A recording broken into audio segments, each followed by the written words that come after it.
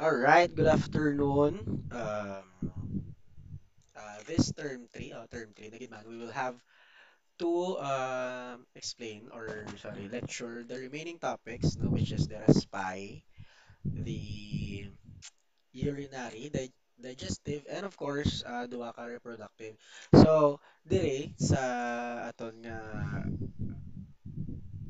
respite, dasigon tala, of course, hindi na pagpadalman, may mga bagay nga wala ginapadalman, hindi na nato pag-overthink.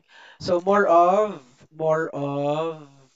long volumes and long capacity lang siya. So, hindi naton siya padalman, guys. Pero, syempre, isugid, wow, isugid. Syempre, i-share ko, once magaba ko gani nga magwa sa exam, magwa gid siya sa exam, okay, lapit na lang exam nyo. So, you have to be attentive sa akon yung mga lecture. Actually, hindi ko siya pagpadalman, guys. Matag man lang ko pointers. Wow, pointers.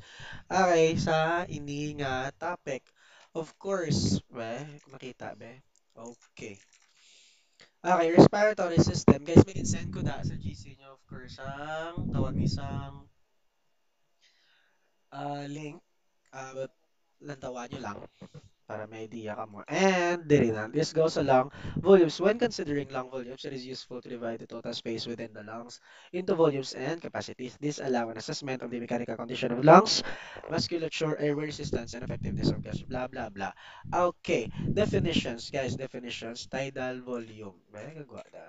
Tidal volume. Wala. Okay, tidal volume. Sa tidal volume, magwa siya sa exam, of course, ano siya meaning niya? Volume that enters and leaves with each breath from a normal quiet inspiration to a normal quiet expiration. Average is 0.5 liters. Changes with pattern of breathing. Example, shallow breaths, deep breaths, increase in frequency. Tandaan si tidal volume, magwa. Okay? Si inspiratory reserve volume, of course, magwa man. Ano siya? Extra volume that can be inspired above tidal volume from normal quiet inspiration to maximum inspiration, 2.5 liters, which may picture ko. Di wait lang. Volume. Jong. Ano ba yun? Ay. No, nari sila. So, si tidal volume, mara siya sa tunga, sa 3,000 dira. Then si inspiratory sa babaw. So paano siya? Amo ni ang expiration sa dalom, sorry. Expiration and inspiration sa babaw. So pag inhale, then sang panaog pag exhale. So amo ni siya kabilugan sa total lang capacity, amo ni ang kabilugan nga inhale kag exhale. Okay? So kung manotice nyo, mas damo ang inhale, okay? Kaysa sa exhale. Ah. Okay. Next is expiratory reserve volume. Extra volume that can be expired below tidal volume. Wait lang, balik. Okay, below tidal volume. Sorry, from normal quiet, expiration, maximum expiration. Residual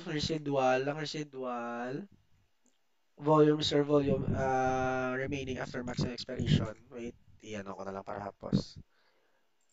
Duplicate 2, 3. None. None. Very good. Okay. Tagay na. Residual capacities. Let's go sa capacities. Ay, dito na padalman, gid. Sa residual volume, guys, or reserve volume, magwa siya. Tandaan, residual volume, magwa siya. Okay, sa exam, tandaan lang. Sorry. Next is si vital capacity or forced vital capacity. Magwa sa exam si forced or vital capacity. Ano na siya?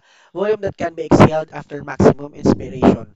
Okay, to maximum expiration. So volume can be exhaled after maximum expiration.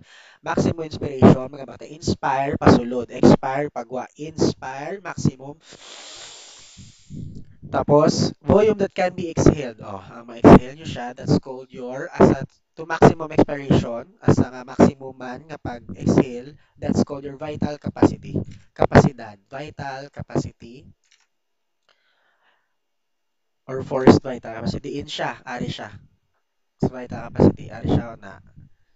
Sa pag-inhale, sa pag-exhale, ang reserve volume, sa pag-exhale, maximum, ari siya. Okay, vital capacity. Tandaan, magwa sa exam. Next is read lang expression notes. Inspiratory capacity, volume breathe in from quiet expiration to maximum expiration. Functional residual capacity, magwa sa exam. Okay, tandaan. Volume remaining after quiet expiration. Volume remaining, sorry, si total lang capacity. Volume remaining, di na to sa? Sorry, functional residual capacity. Volume remaining after quiet expiration. Tandaan, magwa sa exam. Hindi siya. Si functional residual capacity, ari siya sa dalom. Okay? Ari siya sa dalom. Next, uh, functional residual capacity, total lang capacity. Okay, total lang capacity, hindi siya liwat. Ari siya na, total lang capacity. Kung sa male, 6,000. Kung sa females, 4,200 lang. Next, anatomical or serial dead space is the volume of air that never reaches alveoli, so never participates in respiration. Ang dead space, anatomical or serial dead space, amo siya ang volume of air, volume of air nga wala nakalabot sa alveoli. Okay, so wala siya yung nag-participate sa respiration sa ginhawa. Okay, wala lang, dead space lang, trip-trip lang. Next is it includes volume in upper and lower respiratory tract up to including the interminal bronchioles. Alveolar or distributive dead space, magwa sa exam, is the volume of air that reaches alveoli. Sorry, ang iniya, ang anatomical, no, hindi siya kalabot sa alveoli. Ang alveolaria, distributive, the word distributive, nag-distribute siya, makalabot siya sa alveoli. Pero wala siya gyapon nag-participate sa respiration. Okay, this can reflect alveoli that are ventilated but not perfused, for example, secondary to pulmonary embolus. Magwa, okay, magwa sa exam si alveolar, distributive, then space.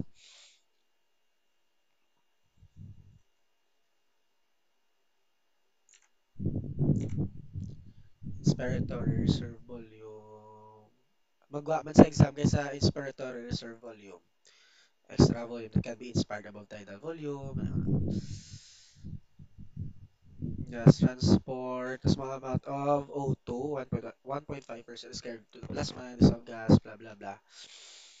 Oxygen is transported in blood in two ways. Okay, small amount oxygen. Okay, most oxygen, 98.5% carried in the blood, is bound to the protein hemoglobin in red blood cells. A fully saturated oxyhemoglobin HbO2, okay, hemoglobin O2 has four O2 molecules attached. Without oxygen, the molecule is referred to as the oxyhemoglobin. Okay, the oxyhemoglobin. Okay, the following four factors decrease the affinity or strength of attraction of hemoglobin O2 in result of the shift of O2 hemoglobin association, etc. Read na lang. Okay? Figure 1. Amo man siya gyapon eh guys. Ari siya gyapon, no? Nadugin pa, ano lang, simplify. Next. Then the aging changes in your body, their effects on the lungs, changes to the bones and muscles of the chest and spine. Aging, magdugay, the effects sa lungs. Bones become thinner and change shape. This can change the shape of your rib cage. Of course, di ba rib cage naton bone na siya. So, ginang body, as aging changes in your body, naganipis, kag nagalain ng shapes ang bone. Okay?